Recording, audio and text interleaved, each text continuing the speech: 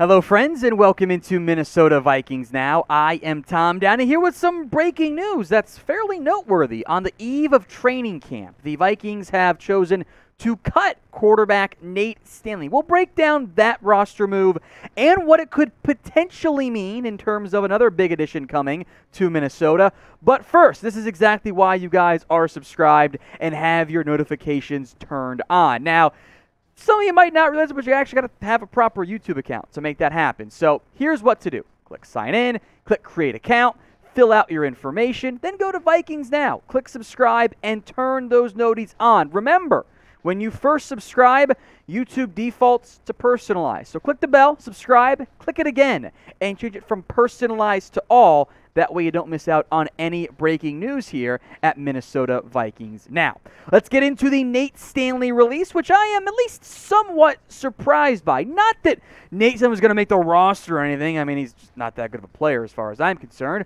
But I am surprised at the timing of it all. The move coming on the eve of training camp for Minnesota, just a couple of days before it. And it leaves the Vikings with just 3 quarterbacks on the active roster, a little bit less than what they are normally accustomed to. You often see teams carry 4 to help keep the arms fresh of the veterans, guys like Kirk Cousins in particular. It now leaves them with 3. Kirk Cousins, Sean Mannion still on the roster, and Kellen Mond. And we'll get into Mond more in depth in a second, but I do believe that the release of Stanley has a lot to do with him. Now, Stanley has not done much of anything in his NFL career. So we'll go back to college. Remember, 7th-round pick in the 2020 NFL Draft out of Iowa, where, to be blunt, Stanley was just not that good. Even in his final year in college, he was better in 2018 from a touchdown-interception ratio perspective, but he was never a 60% completion guy. He was never that accurate. The arm was never anything special. The touchdown-interception ratio was middling. I was surprised he got, but it's a 7th-round pick. Those things are never bad. He was always more of a camp arm, a preseason arm. And I think with the release of Stanley, Minnesota is going to give Kellen Mond every single opportunity they can in training camp, in the preseason, to show he can be a piece. Former 3rd-round pick of the old regime, not the new one, the old one. And that is important. Now, we'll come back to Kellen Mond later on in today's show with some Kirk Cousins, Mike Zimmer conversation.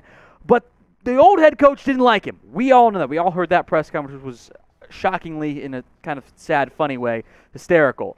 But they're going to give Mond reps. Kevin O'Connell's offered him praise so far. No more Nate Stanley. Mond is going to get so much playing time in camp and the preseason with the backups. So are you surprised the Vikings chose to cut Nate Stanley? I am at least a little bit. It's more of the timing than anything else, but I want to hear from you guys. Are you surprised over the cut by Nate Stanley? Y for yes, N for no. This is the pinned comment on today's video. So if the ad break comes here, take advantage of it. Head down there, type in Y for yes or N for no.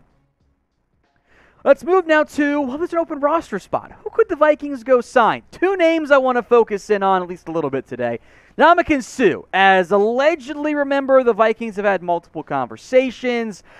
He wanted to sign with the team just before training camp. The Raiders had been linked, but their camp's about to get going. He has not signed at this point. Could the Vikings be the frontrunner to land Suh? I think it's very possible. Despite being older than you might realize from an age perspective, Ndamukong Suh is actually already 35 years old, but he continues to be a highly impactful piece along the defensive line. He'll get you some pressure, get you some run stopping. He can't be a high percentage snap guy anymore, but if he were to come to Minnesota, he wouldn't have to be. But he would add to a very promising defensive front in that new 3-4 base defense. Dalvin Tomlinson, one of my guys. You sign Harrison Phillips. You got some good depth. Armon Watts. Maybe James Lynch breaks out this year. Maybe Jalen Twyman emerges. You drafted Odomewo at Iowa State this past year as well. So there are options, depth along that defensive line. But adding Suh takes it to a potential whole nother level. So with the now open roster spot, with the release of Nate Stanley, who do you think the Vikings should sign? And by the way, I think no one is a fine answer too, since you could just keep it open in case you need to make a move because of injury or whatever. But drop a name for me who you think the Vikings should sign now that there's an open roster spot. I expect to see some names involving Kyle Rudolph in there as well. He's been linked to the Vikings many a time in the past, and there is some semblance of mutual interest involving a potential reunion in Minnesota. Here's what Jeremy Fowler reported a few days ago, also broken down by Mitchell Renz right here on Vikings Now. Free agent tight end Kyle Rudolph has interest from multiple teams ahead of camp. The Bucs have been involved, I'm told, and a reunion with the Vikings is not off the table. The situation should crystallize sometime before camps open. That was 5 days ago. Now we're inside of a week until training camp. Time to start making some decisions if you're Rudolph and as to where you want to sign. I will say this. Do not expect prime Kyle Rudolph anymore, who was so good for so long for Minnesota, but you see it reflected in the numbers on screen. The production has begun to dip. It is from every single year, and injury's a big part of that. Yeah, he played a lot of games, but he was always nicked and banged up. The production has begun to decline. On the flip side, it's not like Minnesota has all this great talent at tight end. I am hopeful, optimistic, expecting a breakout from Irv Smith. It's kind of now or never after last year's unfortunate injury. But beyond him, you got late-round draft picks in Zach Davidson, Nick Muse. Maybe they're a piece, maybe they're not. We'll see. Johnny Munt was brought over from the Rams. There is scheme familiarity there.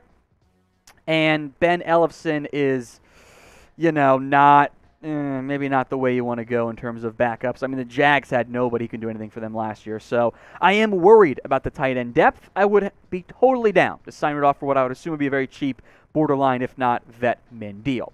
I want you guys to make sure those notifications are turned on, because coming soon here at Vikings Now, we'll do an updated look at free agent targets. After all, the roster spot is now open. It's perfect timing, more so than ever. So make sure those notifications are turned on here at Vikings Now. Click that bell from personalized to all.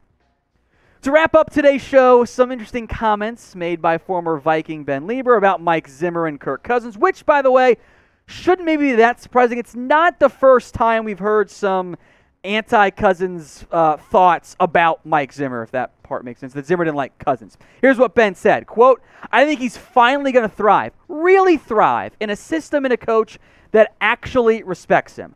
I mean, it's not like I'm breaking news here that Mike Zimmer did not like Kirk Cousins. And I think that showed in the way that Kirk behaved and the way he carried himself. The team was never given to him, or he was never allowed to earn the trust of the team because the head coach, I think, just didn't like him. Especially at the end of his tenure. Mike Zimmer was kind of out of F's to give, I think, when it comes to the quarterback position. I think in general he wanted Kirk to be more aggressive, and that is not something Cousins has done all that well over his career. He also, Zimmer, did not like Kellen Mond. That press conference, end of the year, hey, coach, you want to see Mond at the end of the year? No, I see enough of him in practice. You don't hear those things said about players from your head coach. That's very rare. So who did Mike Zimmer hate more? Type C for Kirk Cousins or type in M for Kellen Mond? I think it's Mond because Zim just hated him, but he didn't like Kirk either, which I don't really think was fair or right. Cousins' numbers compared to other top quarterbacks across the NFL, they stack up with the vast majority. High completion percentage, high yards, fantastic touchdown-interception ratios, but there's always been that little something that just hasn't quite been there for Cousins and for Minnesota. Although I'll make note, past couple years, was also part of Ben's comments later on, wasn't the offense that was bad. It was the defense that had regressed and played poorly, which I think was a big reason why the Vikings chose to fire Mike Zimmer. Kevin O'Connell, I think, likes Kirk Cousins more. Organization has committed to him for at least this year and probably next year from a contract perspective as well. So hopefully you do see Kirk Cousins take a significant step forward this year in terms of the results and how he's viewed. The production, though, has always been pretty darn solid. Folks, if you have not already, please subscribe to us here on Minnesota Vikings Now for breaking news like today's video and, of course, other conversations. Training camp at long last around the corner, and we're going to keep you guys covered. Hit that big red button and subscribe right now.